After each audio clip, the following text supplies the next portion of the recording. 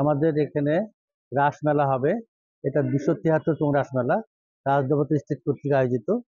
দিনাজপুরের মহারাজা রামনাথ এই যে এখানে কান্তজি মন্দির প্রতিষ্ঠা করছেন 1704 সালে, এবং 1722 সালে উনি মারা যান।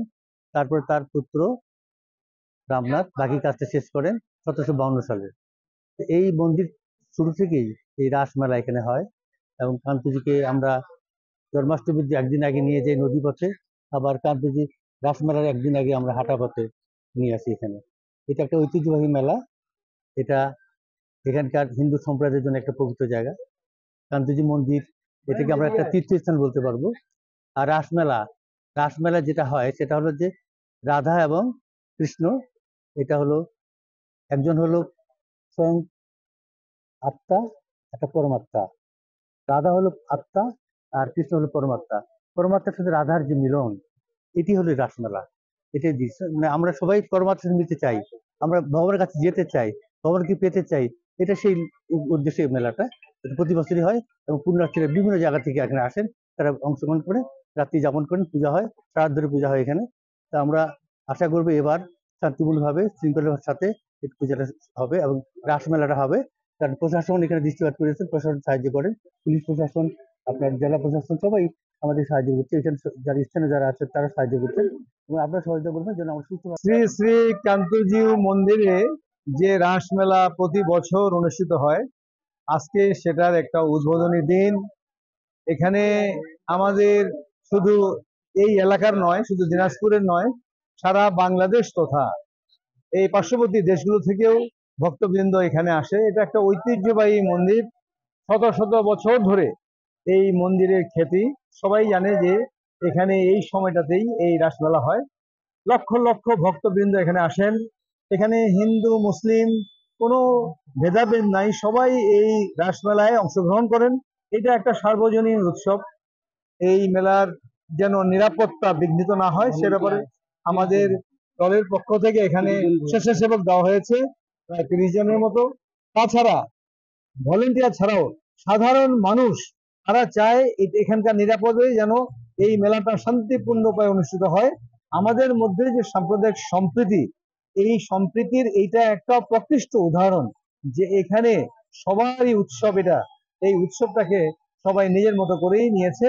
আমার বিশ্বাস যে যে দিনগুলি সামনের দিনে আছে, প্রায় 30 দিন ধরে চলবে, এটা শান্তিপূর্ণ উপায় হবে। আগামীতে উত্তরোত্তর এই সম্প্রীতি যেন আরো বৃদ্ধি পায়, এখানকার মেলার সুযোগ সুবিধা যেন আরো আমরা বৃদ্ধি করতে পারি। এখানে যেন সারা বাংলাদেশ থেকে শুধু হয়, বাইরের লোকেরা যেন আসে, এখানে তারা রাত্রি যাপন করতে পারে শান্তিপূর্ণ ভাবে, এবং তাদের সুযোগ সুবিধা যেন আরো বৃদ্ধি করা যায়। এই ব্যাপারে আমরা নিশ্চয়ই চিন্তা করবো আগামীতে। এটা কান্তজি মন্দির, ঐতিহ্যবাহী একটা মন্দির, প্রাচীন যুগের একটা মন্দির। আজকে রাজ উৎসব উপলক্ষে আমরা আসছি, ভগবানের কাছে আসছি, ভগবানের কাছে অনেক আশা, অনেক ভরসা নিয়ে আসছি। জানি ভগবান আমাদের রক্ষা করে, এবং প্রতি বছর এই দিনে আমাদের এই রাজ উৎসব পালিত হয়। প্রতি বছর কান্তজি মন্দিরে আমাদের এখানে এই রাস মেলাটা হয়ে থাকে, এবং রাস পূর্ণিমার দিনে এটা হয়ে থাকে। আমরা অনেক দূর দূরান্ত থেকে এবং আশেপাশে যারা আছে, দিনাজপুর, ঠাকুরগাঁও, পঞ্চগড় এই জেলাগুলো থেকেও এই আজকের দিনে এখানে অনেক মানুষ আসে, এবং এটা অনেক ঐতিহ্যবাহী একটা মেলা আমাদের উত্তরবঙ্গের মধ্যে। এবং যেহেতু কান্তজি মন্দির আমাদের উত্তরবঙ্গের মধ্যে একটা বিরাট বড় মন্দির, এবং এই জন্য আমরা প্রতি বছর এখানে মেলায় আসি, ভগবানের কাছে প্রার্থনা করি সকলের মঙ্গল কামনা। সবাই সবকিছু যেন সার্বিক পরিস্থিতি, দেশের সার্বিক পরিস্থিতি থেকে শুরু করে আমরা সবাই যেন শারীরিক এবং মানসিক ভাবে সুস্থ থাকতে পারি, এবং একটা শারীরিক ভাবে মানসিক ভাবে সুস্থ একটা সুন্দর সমাজে থাকতে পারি। আসলে এটি কান্তজি মন্দির একটি ঐতিহ্যবাহী মন্দির, এটি প্রাচীনতম মন্দির। ঠিক আছে, আমরা এখানে মানে বিভিন্ন জেলা থেকে আমাদের বাংলাদেশের 64টা জেলা আছে, 64টা জেলার মানুষই এখানে আসে, যে এই উদ্দেশ্যে আসে যে অনেকের মনস্কামনা পূর্ণ হয়, বা এই যে কান্তজি মন্দিরের ভগবান, যেটা আমরা হিন্দুরা বলি, সনাতন ধর্মাবলম্বীরা বলি যে আমাদের ভগবান মনস্কামনা পূরণ করে, এই আশাতেই সবাই এখানে আসে। এইটুকুই আর কি। Thank you. আমি বললাম বীরেন্দ্রনাথ রায়, বাসা হলো আদিতগড়ি লালুরঘাট। আমি মূলত এখানে আসছি ধর্মীয় ভিত্তির অনুভূতির কারণে, বুঝছেন।